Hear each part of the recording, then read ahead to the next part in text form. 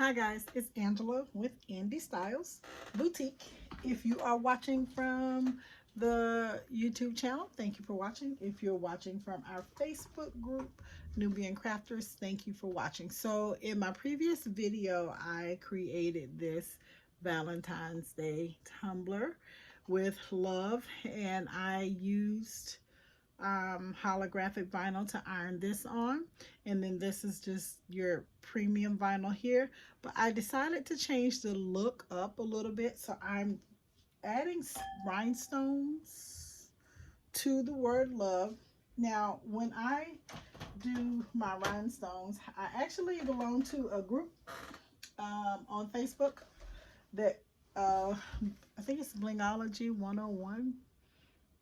But anyway, she has taught me a lot about doing stones. So when I bling out the letters, and this is something that you guys, if you're planning on blinging, you want to think about or consider. When you're doing fonts, you want to make sure, although the fancy fonts are pretty with all the extra little curves and swirls, they can be a little cumbersome when you are trying to bling them out, because you have to find the rhinestone that fits into each and every one of the spaces that you have on your letters.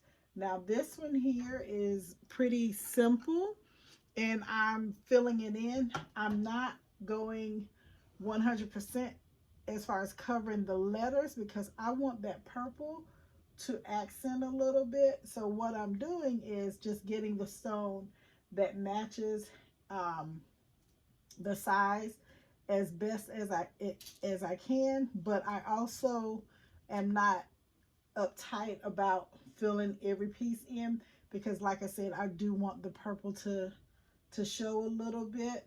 I don't know if you've seen some of my other blinging videos. You will learn what stones fit into what spaces.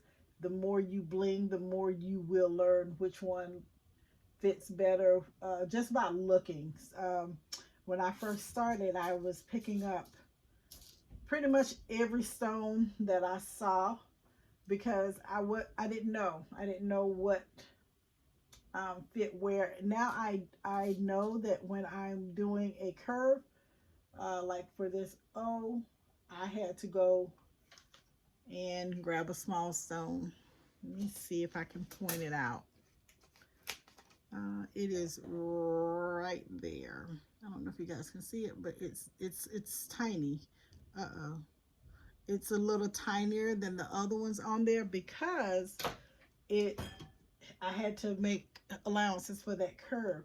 Also, if you're new to blinging, you want to kind of just, if you are not comfortable with squeezing the glue bottle, although this is a smaller tip than what is on some of the other glue bottles, you can, and this is something I learned from my Blingology group on Facebook, you can just do dots. You can dot a circle, so you won't put on too much glue, because if you do use too much glue, your stones, after you place them, they will move, and when you have a lot of movement, it kind of distorts your shape, and you're actually putting a lot of time into going back and forth in your work, and you want to just be able to get your stones on before the glue dries.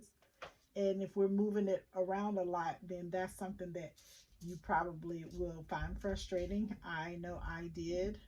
So I had to learn how to put the glue on. Now, so if it was small, if I had smaller letters, I would use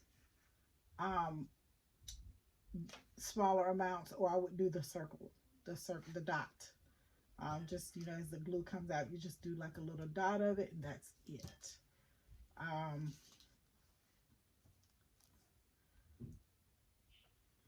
Don't stress if you are slow, because that's just how it is until you learn to get a rhythm and pick up. And I'm not fast. I think I'm still a little slow because I like to look. I like to uh, I like to look at my stones. I don't just go and grab. I just look and see um, if I have a small enough stone or whatever. Um, that's just me. That's what I like to do. Um, these bottles I purchased from, I want to say, Hobby Lobby. They are, the nozzle is small, but it could stand to be a little smaller, but it works for me for what I'm doing right now. I do have some smaller ones that work a little better, especially if you're doing, like I was saying, if you have like the fancy fonts and you want to, if you know that's the font you want to use, and it's that font or bust, then to get a bottle with a smaller nozzle would be ideal for you, simply because you're going to have to figure out how to get that glue on those smaller pieces without putting glue all over your item. Because although we wash these and clean them up, you don't want to use a lot of, you don't want to use like really, really hot water to which will cause the glue to break down over time, especially if you haven't given it enough time to cure. Now, when I bling something out, I don't list that item immediately on my website. I let it sit for a couple days before I list it, because I want to make sure that that item is going to stand the test of time. I want to make sure the glue is dry. I want to make sure that I can wash it and it's no issue. Another idea that one of our ladies put in our group was to offer to, when we sell these cups and things that we've blinged out, was to give extra beads, I mean extra stones, to whoever purchased them. And because if in the event that it falls off or they lose a stone, they have extras. That is something you could do if you wanted to. Now this black dot, so here we go. The love is almost finished. I'm going to try to go around this black dot just for emphasis. Um, and like I said, that for me, that stands for love, period. Um, and I'm just grabbing small stones and just placing them around. Oops, that one did not stay. Okay. Um,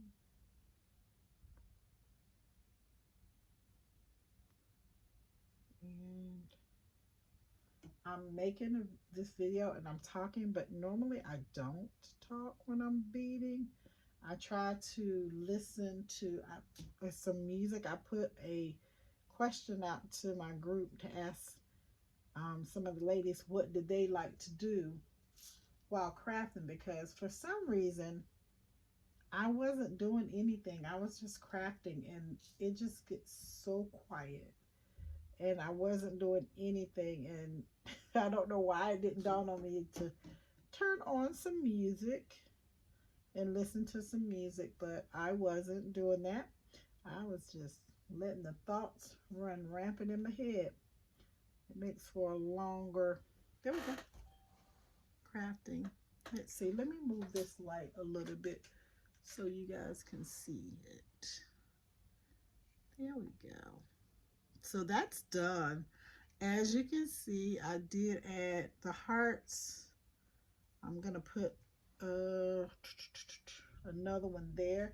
So So you just want to go in and fill in your spaces.